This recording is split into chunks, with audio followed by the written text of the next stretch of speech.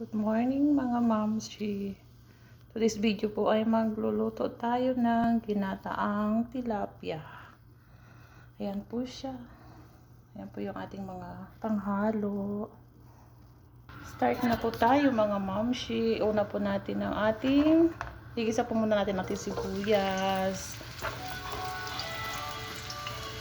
Ayan po.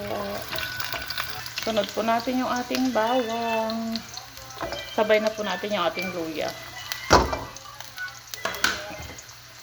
Imikos-mikos lang po natin para lumabas yung kanyang aroma. Yan. I-add na po natin yung ating gata. I-add po natin yung ating gata tapos pakuluin lang po natin siya. Then ilagay natin yung ating isda. Wait lang po natin kumulo. Ayan. Add po natin yung ating patis.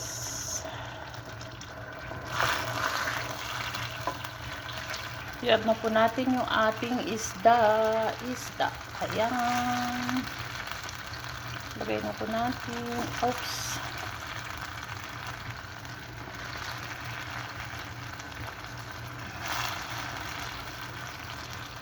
Ayan guys. Lagay natin yung ating sili.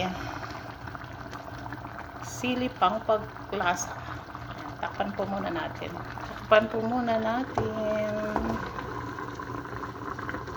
Ayan na siya guys. Add na po natin yung ating pichay.